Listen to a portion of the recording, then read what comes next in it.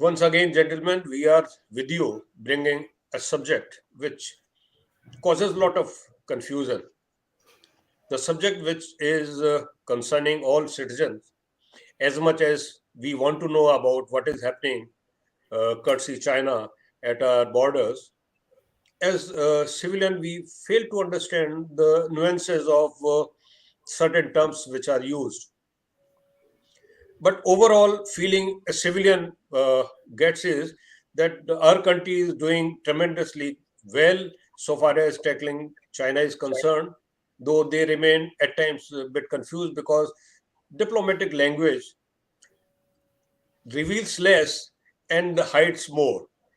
And that is the intricacy and the mastery of diplomacy. That even when they say many things, only few things are better understood by civilians. So we know that today dragon is getting trampled repeatedly by Indian elephant.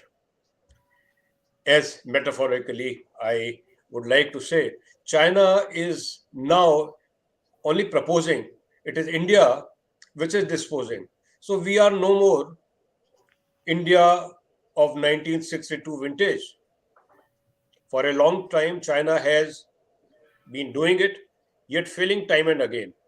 It is instigation, its irritation, and its intimidation all failed to put India in a corner.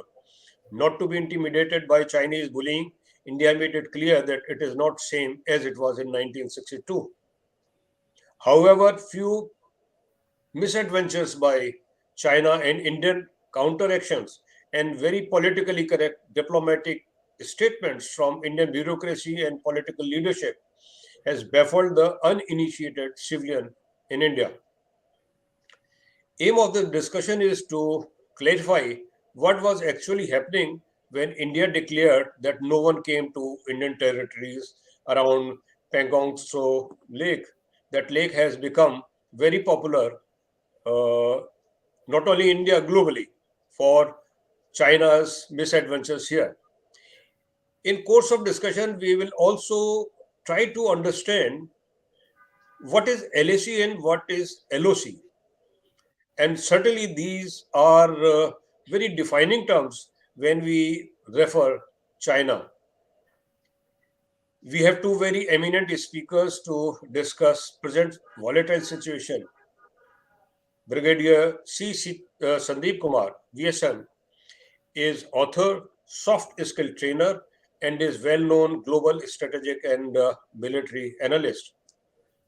Similarly, equally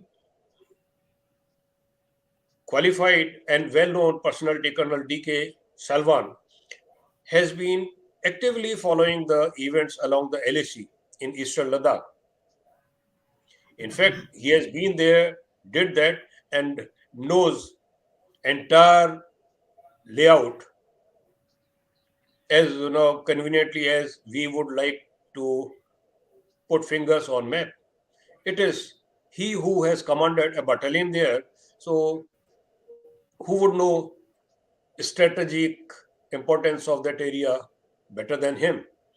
Uh, I feel very proud and privileged to welcome Colonel Salwan and Brigadier Nair. To start with the discussion,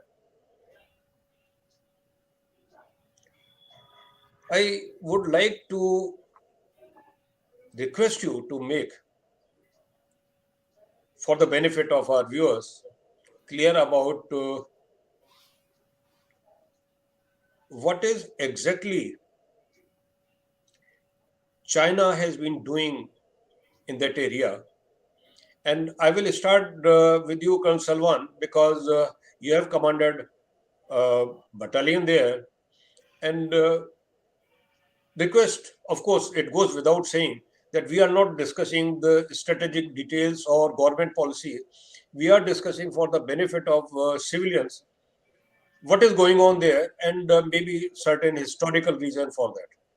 Over to you, Colonel Salman. Take your time, and once you are over, then I will request Brigadier uh, Nair to take on further discussion.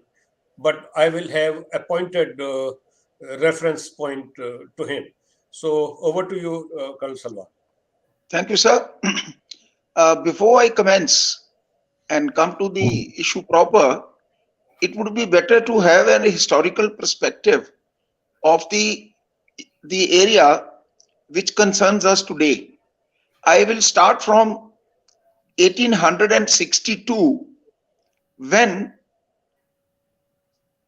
Johnson drew a line around the Aksai Chin, including Aksai Chin as part of the erstwhile Indian state of Jammu and Kashmir. That time, though Aksai Chin was made part of the British Empire, but it was not part of the British India because J&K was an independent state. Then in 1895, McCartan and MacDonald, they drew a line which cut through the Aksai Chin area, and they said that this is the official position. Then came these Britishers, when they drew the McMahon line. The McMahon line was actually a border between Tibet and India. And in 1914, at Shimla, when this was to be ratified, the Chinese did not attend. And later on, they said that they do not recognize it because they were not part of it. It was after the annexation of Tibet by China that China started dithering as far as the exact demarcation and the delineation of the international boundary between China, the then Tibet, and now China and India was concerned. We then come to 1947 when we became free, and China became free in 1949. In the year 1959, Chon Lai, for the first time, used this term line of actual control, because what he said to Pandit Nehru in his letter was that the McMahon line, as it has been drawn in the east, here I will stop for a minute. Gentlemen, the LAC which we are talking comprises three parts. One is the eastern part, which is Arunachal Pradesh and Sikkim. The second is the middle part, which is the Uttarakhand and Himachal. And third one is the western part, what we refer to as Eastern Ladakh. So the Chon Lai said that the McMahon line we accept the way it is, except for 3 points. First was Longzhu, second was Asphilia, and third one was the Samdrong-Chu and Namka-Chu valleys, which lie in Tawang district. When it came down to the middle sector, he said it's okay except for the area of Barihoti, which is actually a no man's land. Though the Chinese keep coming, even recently the Chinese had come and gone back, stayed there for a while. So that is the only portion out of 541 kilometers of the middle sector which is considered as a no man's land, but there is not much of a dispute in that. Now we come down to the western side, that is the Eastern Ladakh. Now the Chinese said that we do not recognize the international border with India as has been going on for some time. So in 1959, he drew a map which he says this is our line of actual control. And those of us who are familiar, for their basic knowledge, I will say that as far as China was concerned, they considered that the Rizangla to passing through Finger 4, going upwards to Dambuguru, Dambuguru to Konkala, and then on to Haji Langar is the perceived LAC as far as the China was concerned. That means it is a matter of differing perceptions. The Indians said no. The LAC as per the Indian perception was passing across the Finger 8 onto Konkala and then further to the east. So that means when we go across Pangong Tso in that area of Aksai Chin, the line keeps shifting. Indians say it is more towards the west more towards the east, while the Chinese say no, it is more towards the west. When I talk of west, west is in reference to the road Darbuk, Shok and DBDO, Daulat Beg Oldie Road, because this is along the rough alignment where the old trade caravans with the Central Asia were passing. So before 1962, India was having its posts at Sirijap, which is on the northern bank of the Pangong Tso, in the Kurnak Fort, and in the Dambuguru.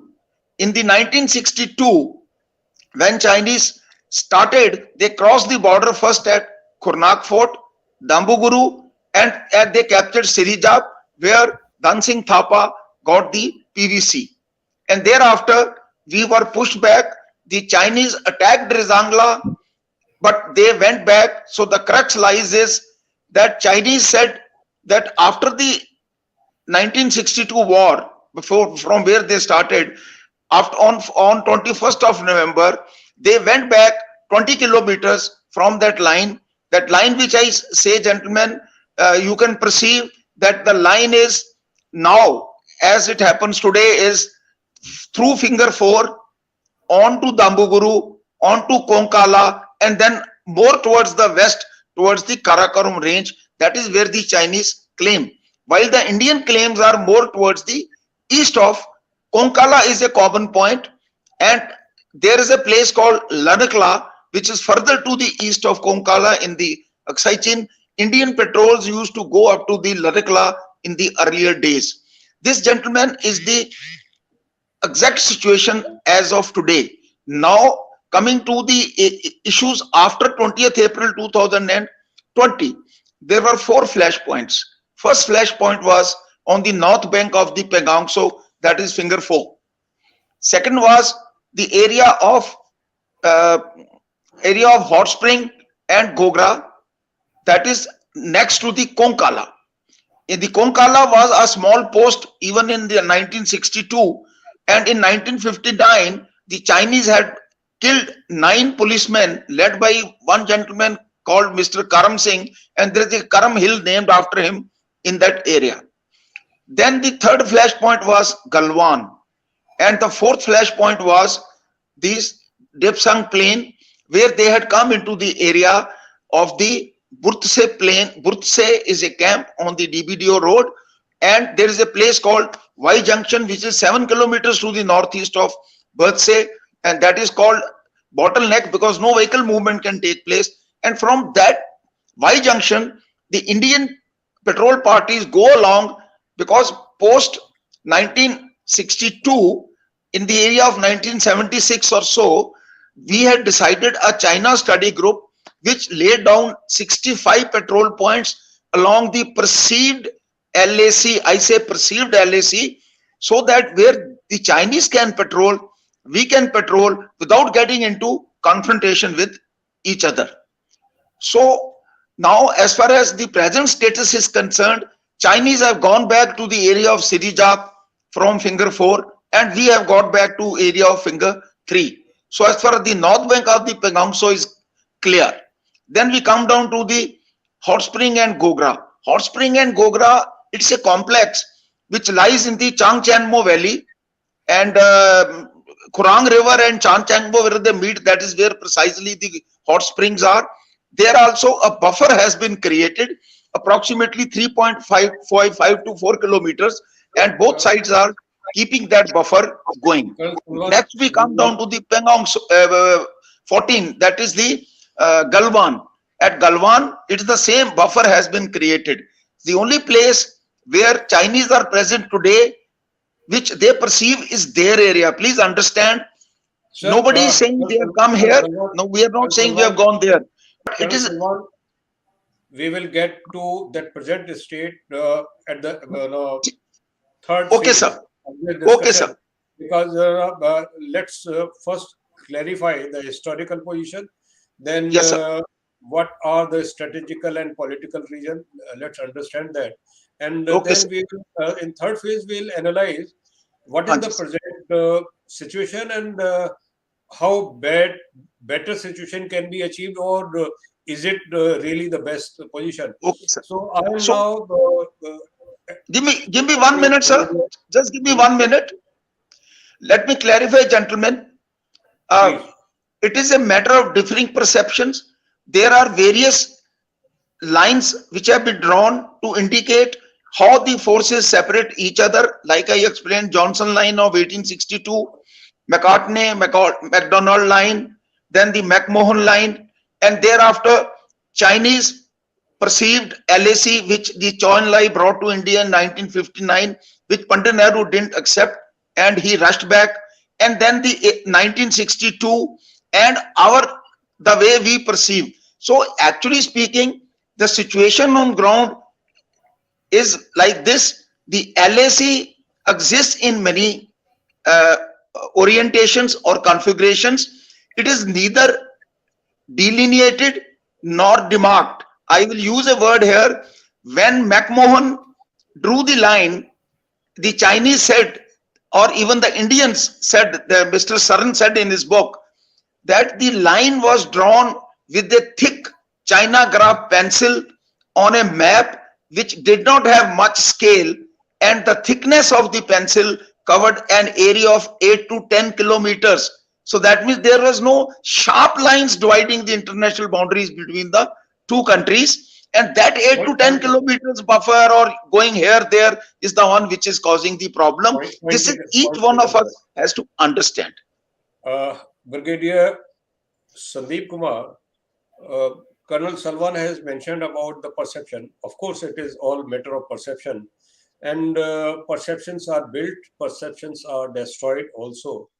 And I refer to news which appeared in almost all daily national newspapers, and it was about foreign minister's statement that China is not agreeing to written agreement. I'm sure that you also know that there was an agreement, and agreement was based on certain assumptions. Colonel Salwan has mentioned about pencil point thickness going to be 8 to 10 kilometers. So today, when it is war of perception, what is India's perception which we fail to communicate to world community, firstly, and secondly, about which we Indians at large are totally confused? Because when Prime Minister makes a statement, and I have no reasons to doubt and the correctness of the statement, when he says no one has come, no one has stayed, no one has gone back, then many of my civilian friends ask, then where did our brave soldiers die? What was actually happening? And as a matter of perception, why a written agreement is based on perception?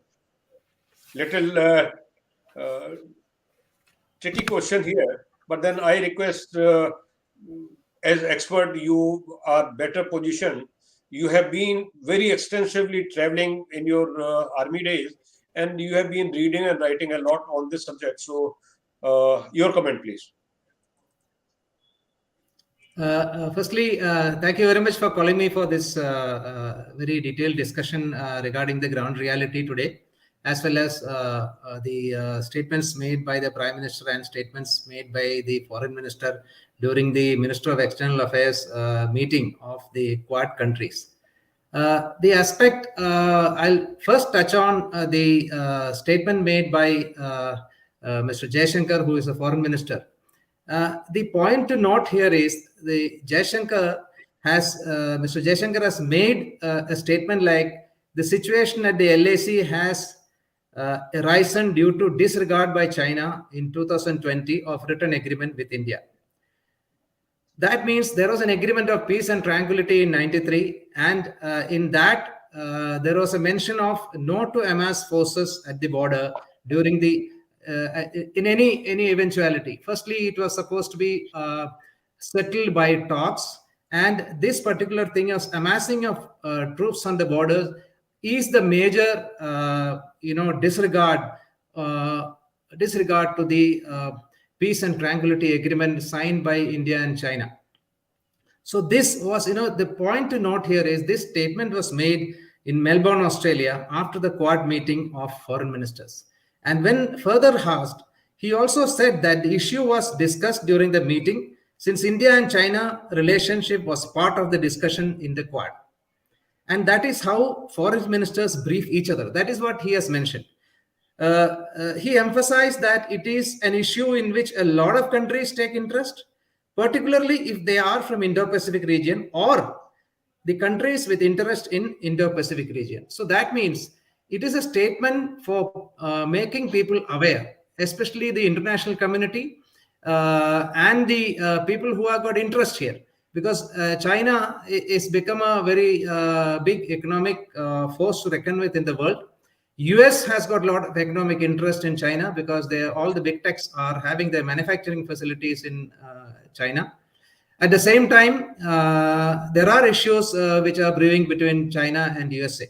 So this was a necessity which made foreign minister to make a statement like this in public, just to ensure that we garner support from all the people. If there is a state, there is a rock state which is not agreeing to certain agreements which are signed between them over a long period of time. It was political. It was between the prime ministers. They have made the prime minister and president who are on the other side. Between the heads of the state, they have made this agreement. So there are two aspects which I would like to say. This made China react, and India succeeded in 2 counts. Update the international communities of what is happening here and make China react. And how China reacted is another thing which has to be seen. China made a statement that now that 2 sides are in communication of improving the border management. Just note it. China has said that the 2 sides are in communication in improving the border management and measures to building trust. We hope India will abide by the current agreement. So China has agreed that we are talking, we are doing various things to build to trust, and confidence building measures are there. That is one of the aspects which has to be. So the statement had achieved the result which India wanted. Then the next point is the need is to garner diplomatic support from all the countries who are countries, USA, to the extent even Russia, for resolving the issue. So the support, if it is there, nowadays geopolitics is a very dynamic thing. It is not going to be one nation or one country who will make differences in geopolitical situation. So the involvement of everybody is every country who matters is a must. This was considered. This particular statement was considered for towards that. That's the point which has to be understood. So it was not a statement which was made off the cuff. It was thought about statement and made in public. And China has agreed to it. So that's a great success. Thank you. Okay, so may I add something here, sir? Please. This British Sandeep, sir, this 93 peace and tranquility agreement between India and China was signed when Mr. P.V. Narasimha Rao visited the China, the Beijing, and that time they said that whatever be the differing perceptions of the LAC between China and India will not come in the way of resolving the matter of LAC between the 2 countries afresh. That means from 93 onwards. So as part of the agreement, we were supposed to be exchanging some maps marked, but nothing happened thereafter. And when Jiang Zemin, in the 96, when we talked about the confidence building measures, and Eastern Ladakh became very dominant after 96 because I was commanding at that time there. So then the Chinese have not played their role so well. But today, as we understand that India has joining the Quad is a committee of democracies where a global diplomatic pressure can be brought upon, and India fortunately has got a diplomatic stage, a world diplomatic stage through the Committee of Democracies called Quad, and that is where Mr. Jaishankar made a very fine statement that the Chinese, when in April 20 when they came, they did not disclose how much forces do they have on the other side, unlike the Indians were doing it. So to that extent, the issue has been highlighted and highlighted very well on the international forum. Thank you, sir. Absolutely. Global community in similar situation historically stood with the rituals, those who have respect in the global community.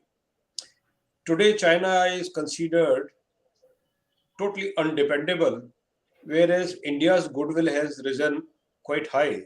And that was the reason that soon after foreign minister's statement, US has said that India faces very significant challenge from China. Similar were the views expressed by USA. France, for some reason, remained politically very balanced and non-committal. Other countries of significance have kept silent. But understanding that when such situation is discussed in global community where at least two strong players, opinion building I refer here, when two strong players side with India, India still would not be capitalizing that goodwill created to its benefit. And perception still remains very foggy and very confusing. At least in India, we ought to know what actually is happening, what China is doing, and how India is countering it. It is not about discussing number of troops and types of better weapons and specifications. What all is required to be kept secret, but at least few facts can be shared. For that fogginess to be cleared, my attempt through International Council of International Security and Safety Management, that is the forum we are using for this discussion. Idea is to make Earth's civilian counterparts as ex-servicemen, as veterans. We understand many nuances very easily and very clearly because we are taught. Civilians are not. So LAC and LOC is one thing about which many people do not know clear difference. Brigadier Sandeep Kumar, take time to clarify what actually is LAC and how it is different than LOC, and also later on touch upon that idea of what can be shared with the civilian, even while maintaining secrecy for national security reasons. Okay, as far as the LAC and LOC are concerned, LOC is a very loosely used term. We, with Pakistan, we use line of control. The line of control is wherever you are holding, and that is a line of control. LAC is line of actual control. Like that aspect has been very nicely brought out by Colonel Salwan sir. And it is very clear. See, LOC and LAC, you should not get confused. As far as China is concerned, it is line of actual control. And as far as Pakistan is concerned, it is line of control. So there should not be any confusion in this. So the perception, as far as China is concerned, they have a perception. India is concerned, there is a perception. So it is a perceptual problem which say that is, some people making a statement that they have come this side, and some people making a statement nobody has come inside. Actually speaking, we lost the territory in 1959 when Aksai Chin was, after annexing Tibet in 51, 52, and then later on China took most of the portion of the Aksai Chin, and it became. So let us not get into that, small issues, if somebody has made a statement that nobody has come this side, if the Prime Minister has made a statement that nobody has come inside, it is not he who has made the statement. The complete thing would have come from the people on the ground. That is, the army is making the statement, taken like that. So it is unlikely that the army is telling a lie or just pulling a fast one. It cannot happen like that. So that is where the LAC thing. Yes, there is a difference in perception as to the defense of, like I've already told, toward, a buffer zone. Where both the armies do patrolling. And the problem, the Siachen area was occupied by China, as already told you. The 2020 conflict started when they built up and refused to permit our patrols to visit the patrolling points and areas which till then was permitted. And they started building in certain places. They came with the troops, started building shelters, making bunkers and things like that. And that resulted in number of, in Pangong Tso in May, and finally in Galwan in June, which, in Pangong Tso we had got a lot of people injured, about 70 odd people were injured. That's what the data which has come up. And in this place, Galwan, we lost 20 boys, including the lost their CO and about 40 odd people. So that is what is the perception. It's a question of perception. That is where is the LOC and LAC and LC and all those things. So one should not get confused between LOC and LAC. It is LAC, line of control. Wherever it is drawn that 8 kilometers is in that, and they say it is our part, we say it is our part, east or west. That's the situation. And there is not much of this thing, and nobody will tell a lie, as I told you. The other part of the LAC, what is happening there?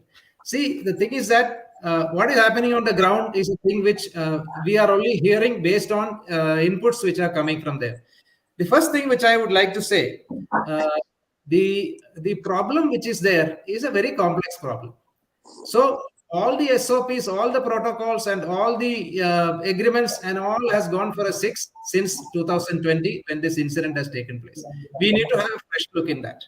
Towards that, we have already had 14 levels of talk. 14 times we have had a corps commander level talks where mostly the Western Theater Commander of China, PLA, was attending the thing. But the 13th was a very bad meeting in which it was attended by the commander of the Xinjiang province, and he didn't know actually what he has a new chap was. He didn't know, so he took up a very stern stance, and nothing has happened. So over a period of time, these talks, a lot of things have been sorted out other than 3 areas. That is Depsang in the north, PP15, PP15, and Demchok. These are the only areas which are now not completely resolved, because otherwise, in all other areas, including Pangong Tso and Gogra and PP14 and all those things, the Finger 8 and all those things, they have gone at least one. The troops have been taken back. They have withdrawn at least 1 to 2 kilometers back to their permanent. Now the thing is that wherever they are, India or China, they have made permanent locations in that thing. And since this is the second continuous winter, they are going to stay there. So that's the point. We have to understand what is happening in the border in Eastern Ladakh. So Eastern Ladakh is now both sides, they have got enough troops, and both sides, they have built up the thing. And we should thank China for making us, speed up our, road construction and infrastructure construction and various other things. And we should thank China for, because of that, a lot of money has been this year also. They had, we put a lot of money for the BRO to, even build up all the roads and approaches. So we should thank China for that actually. So that is what is the ground situation as of now. And I just want to say one more thing. These issues are not going to be resolved. It's a very complex issue. Border issues are very complex issue. LAC issue is also a very complex issue. See what happened in Samdrongchung in 1980s, mid-80s, 86, I think. And it took 6 years to get resolved because it was going on and off and on and off and all those things. It took 6 years to get resolved. Finally, it was a political agreement which made the problem sorted out. I have been there. I've seen people across in China. I've seen what is happening, and people are all now peaceful there. Then this is also going to take place like that. But they have now since 1967, when 1967-69, when Sagat Singh was GOC, he has sorted them out nicely in Sikkim area. And then number of incidents like that has taken, Samdrongchung incident has taken place. In the late 90s, there was an incident in which people came this side, and we we moved one Ma regiment, complete regiment was moved up and sorted them out. And then we started moving, Bofors into that area. And that really shook them up. And, my regimental officer was a corps commander there. And that made China to say that, please, no, don't move all these things and all those things. So they know China has over a period of time learned a lesson as far as the way we will react to their, incursions or coming and all those things. But at the same time, why China is doing it? They have got their internal problems. Understand? They have to say that, India is being put into their place. The India is being doing this thing. And they know, everybody in the world also know, they also know India is the only country who can stand against them. We are peace-loving country, but if required, we can stand against them. We had learned a lesson in 1962. And after that, we had learned a lesson and we will stand against them. Troop to troop, boy to boy, or even technology to technology will stand. And that is where, China is doing all these things to have their, now another thing is that their third, this thing is going to happen. The CCP's third, that what is called this 20th Congress is going to take place. So that also matters, that also matters in the sense, yes, we have achieved a moral ascendancy or whatever ascendancy over India. That's a point which will come up when they go for this thing. Though Xi Jinping has already done the needful for continuation of this thing, but there is a lot of a lot of things which are happening inside. Which is not in favor of Xi Jinping. So this is where it is. So it is not an easy situation, and people have to understand this will carry on for a long time. It is a complex situation, and it can only be sorted out politically, not militarily. Right. Got something to say. Yeah, please go ahead. To support Brigadier Sandeep's viewpoint, LOC we have with the Pakistan. And LOC has been, almost it's a de facto border which has been recognized. It was the ceasefire line. Later on, when the maps were exchanged post 72-71 war, so has got a little sanctity as far as the it may not be a de jure border, but it's a de facto border with some sanctity. LAC does not enjoy that sanctity. That is why when these skirmishes took place along the LAC, both the sides, they tried to create a buffer zone, like China said in 1959. I may like to remind all my civilian friends that Chou En-lai in 1959 said, let us go back 20 kilometers on each side of the LAC, that time perceived LAC, so that there is a peace and tranquility maintained. But it did not happen. But now it has happened. So that means the LAC is not as rigid on ground as the LOC is. That is number one. Number two, Chinese have realized one thing post Sundrangchu, that it is not so. India is not of 1962. In 1962, the politico-diplomatic military synergy was not as evident as it is today. When the Galwan has stymied the Chinese juggernaut from advancing, and it should be heartening to note for each of us Indians that India has stood up to China and has looked into its eyes, and that is where the Xi Jinping is worried. He does not want to come down morally on the cusp. That is why he is hell-bent to do something or the other. But Indian resolve is very strong. Another good thing which has happened in favor of India is the strategic partnership of Quad and Triad. It has given India a forum.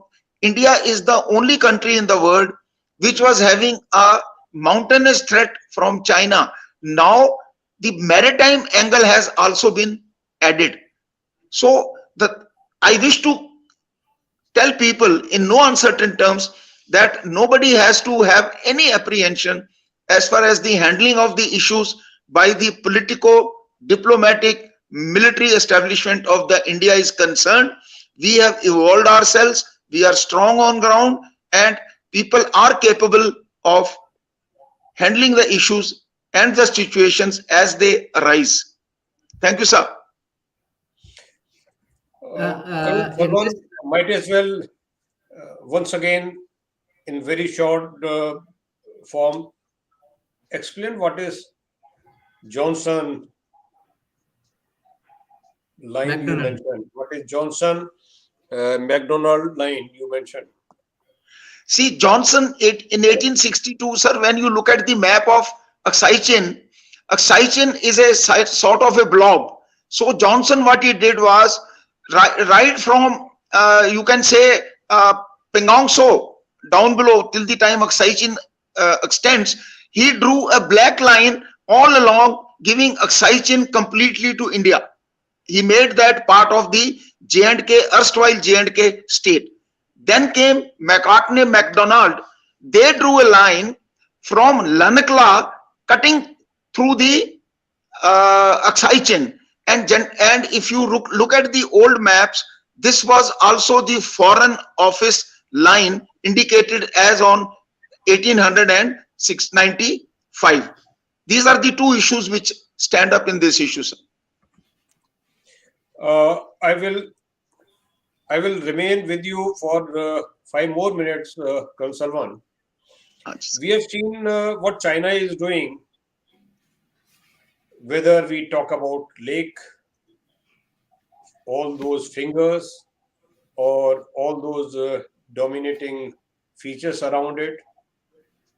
We are also concerned what China is doing in Tibet. Another area of concern would be closer to Pithoragarh. Pithoragarh is, I believe, going to be in discussion very soon and for very long time, because what is happening in Lipu Lake, Lipudhara and Kalapani. So Nepal is not able to control China there. They have again regained and repositioned rather. In Tibet, China has created a village. So it is India, it is Tibet, it is Nepal. And in Pakistan, of course, 2 locations, Gwadar and Karachi. So a game plan is very clearly seen, and probably how to counter China would be something we'll come to again a little later. But now I request you to share your idea, your thoughts about, is there any reference to context when we see what China is doing in Nepal and what China is doing in Tibet and what actually is happening in India? Sir, let me start from the easternmost part, the area of Migitun, where a Longzhu village has come up. There are 100-odd houses have been made in that area.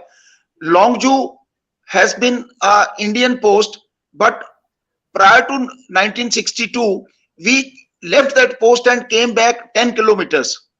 So, sir, what Chinese have done is they have promulgated an act, Border Area Act, which has come into force from 1st January 2022, and they have started developing the villages along the border, maybe with the view to augment their military presence. They have done it in the area of Bhutan. They are doing it along Nepal, and they may try to do along the other sides also. We are aware of it. Migitun, Longzhu is an area which is very much under our observation, sir. When we come down to the middle sector, Barihoti plain, sir, the Chinese had come there 3 months back. They came and spent about 2-3 hours and went back. That's why I said it's a no man's land. And thereafter, the late General Rawat, who was the CDS then, had visited the place. Indians have already started widening the Char Dham, the road from 5 feet to 7 feet, 7.5 meters for a 2-way traffic, with a view to augment the infrastructure towards that side, sir. That area is also under control. And there was an NGO which was fighting a case in the Supreme Court, but Supreme Court didn't take notice of that and allow India to go ahead.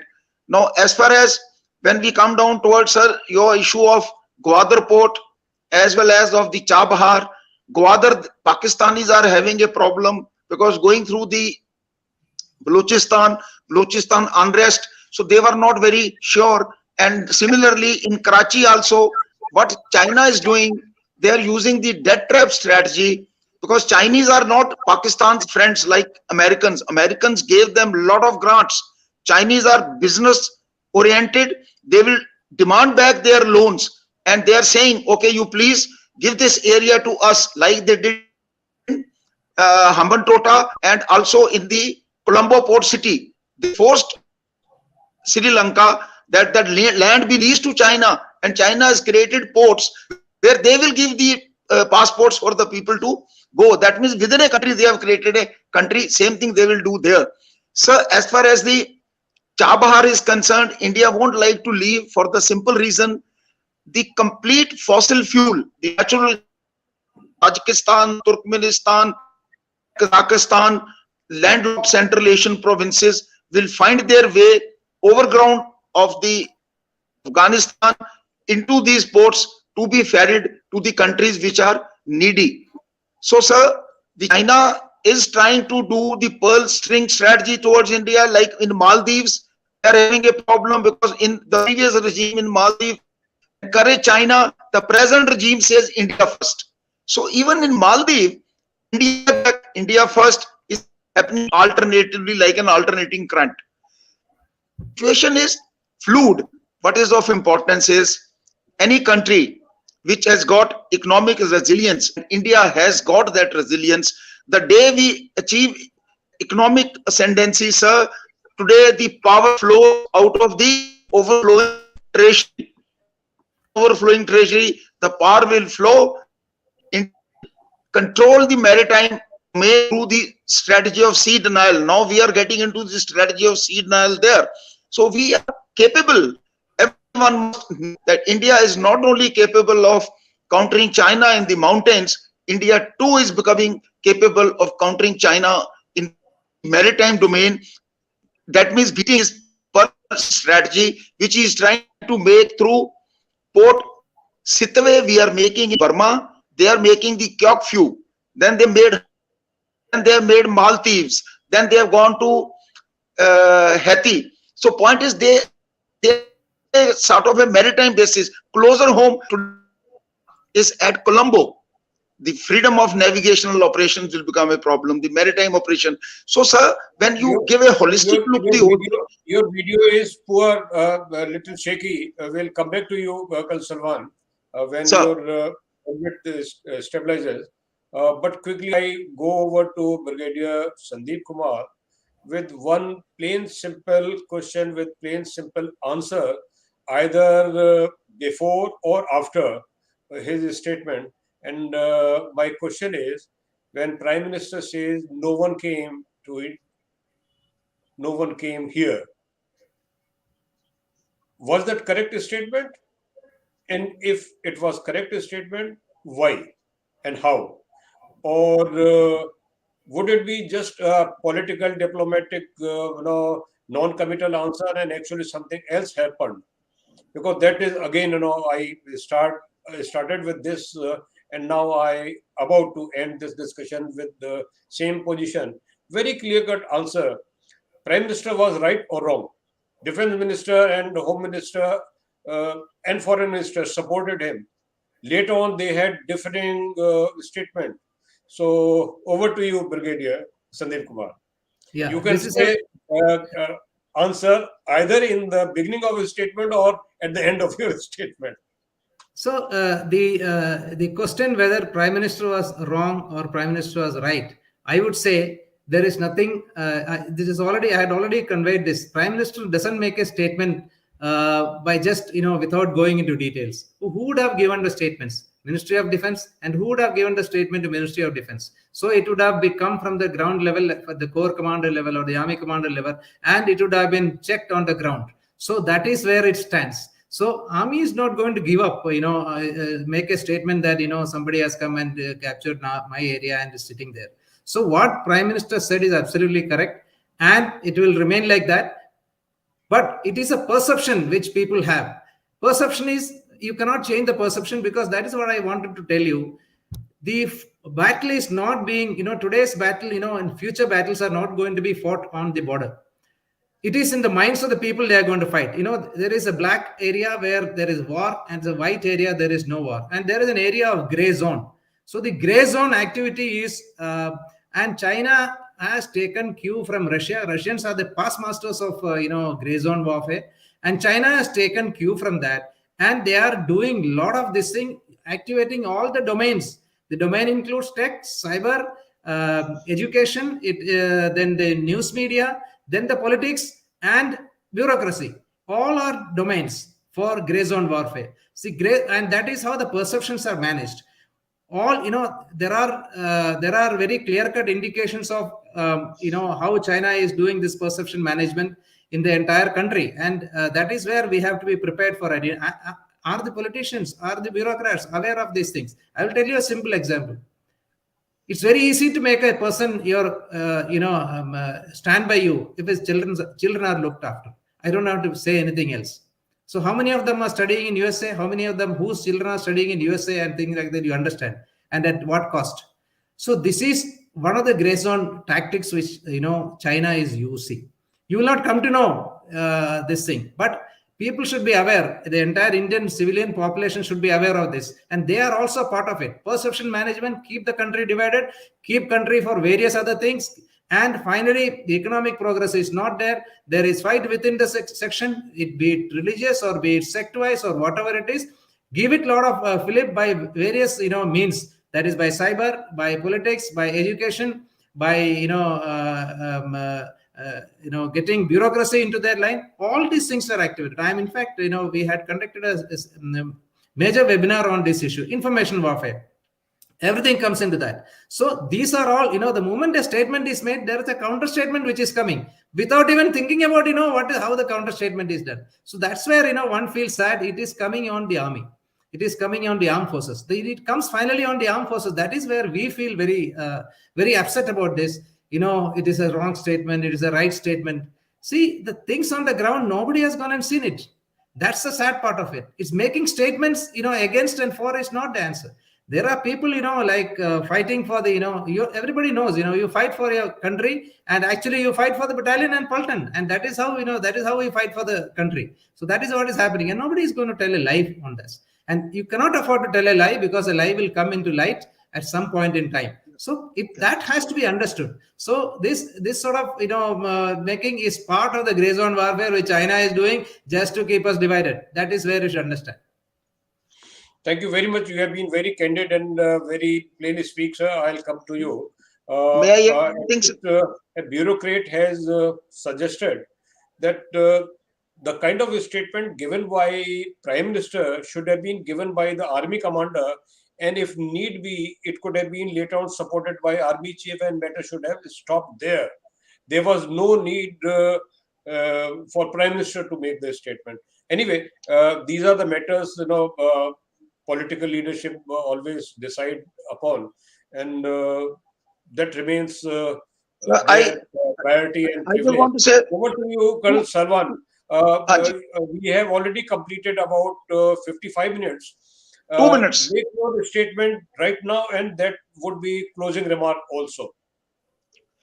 Sir, what Brig C Sandeep has said very rightly, Chinese are using the gray zone war strategy. They have used the gray zone strategy in the South China Sea. They are using it against India externally and internally. What we are calling it as unrestricted warfare or fourth generation warfare. I would request every civilian friend of ours to read the unrestricted warfare and the fourth generation warfare. They will understand what kind of game China is playing with us. And sir, if Prime Minister has made a statement, he has made a statement with a conviction which has come from the ground, and there is nothing wrong. Anybody can say anything. After all, as head of the state, he has the moral obligation to convince, or to you can say, to pep up the nation. Look, this is what exactly is happening on ground, and we should not worry too much on these issues, because the Indian army is doing its best. The Indian politico diplomatic military synergy is on its best. That's all I have to say. We have to work together to to defeat China in his approach of unrestricted warfare, where every man is a soldier. He be a mazdoor, he may be a clerk, he may be an officer, he may be a bureaucrat, he may be a cook, he may be anybody. It is this kind of warfare we are undergoing, sir. The nation has to stand shoulder to shoulder with it, not doubt anything. Thank you very much. It has been a very enlightening discussion. My friends who have interest in what is happening around us, what is happening at our border, thanks to China's misadventure, I am sure they are now very clear. Firstly, to understand that why and how LAC is different than LOC. And secondly, about perception. And that perception has caused many Indian citizens to believe, thanks to certain political parties' malign campaign, that something very, very serious and wrong has happened, and China's army has come to Indian territory. In fact, many political parties still, because of their very stupid, narrow vision, say that China is still occupying Indian territory. So that point is clear, and we now very confidently feel and believe that actually no one came to Indian territory. So that is first take home benefit of the discussion for my civilian friends. And in fact, I keep on saying to my friends that understanding when we have, we also appreciate the decisions. Today, with this clarity, I am sure that citizens will have more trust and confidence in the government, in the leadership, and we can feel very confident and proud that Indian troops, Indian army is doing something for which we should be very proud of. In fact, saying is that try to be citizen which is worthy being defended by soldiers. So let's try to be good citizen, responsible citizen, remain happy, remain healthy, keep safe. Our next discussion is going to be equally so engrossing, igniting thinking minds, and for which you need to subscribe our channel and remain tuned in. Till then, I am once again very thankful to all our participants and especially to our esteemed speaker, Brigadier C Sandeep Kumar, VSM, and Colonel D K Salwan. Thank you very much, and I feel kind of privileged and right over you to request once again whenever there is need for discussion on same platform in same manners.